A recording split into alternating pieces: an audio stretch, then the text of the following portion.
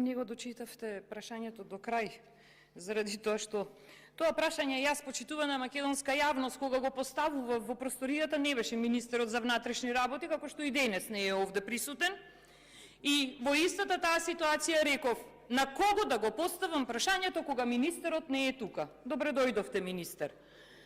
Следно, во продолжение на тоа мое поставување на пратенички прашања, јас реков ќе поставам едно пратеничко прашање на министерот за образование, кој тогаш беше тука, а сега не.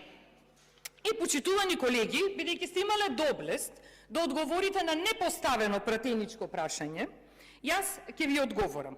Многу е жално што ваков одговор добив од вас. Вие го кршите законот за заштита на лични податоци. Со тоа што јавно овде кажувате и влегувате во кампањата на колешката, која бара за тоа кој добил државјанство, кој не, вие станувате посредник во нејзината кампања.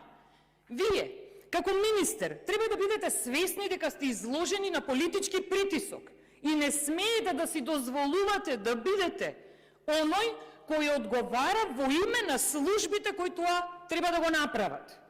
Вие не сте дел од службите, вие сте менаџер на Министерството за внатрешни работи.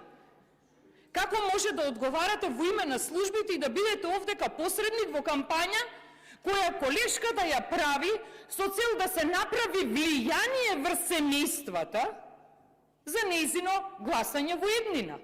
Сепак, не е убаво да има политички притисок и да дозволувате јавно да имате политички притисок.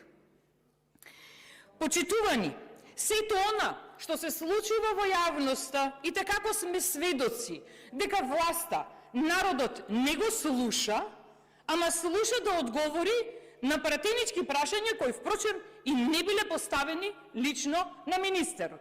Благодарам за оваа можност што ја имав уште еднаш вака лично да ве погледнам и да ви кажам дека го кршите законот за заштита на лични податоци.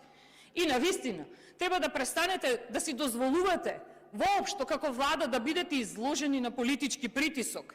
Не е само тоа од колешката, од многу страни дозволувате да бидете изложени на политички притисок.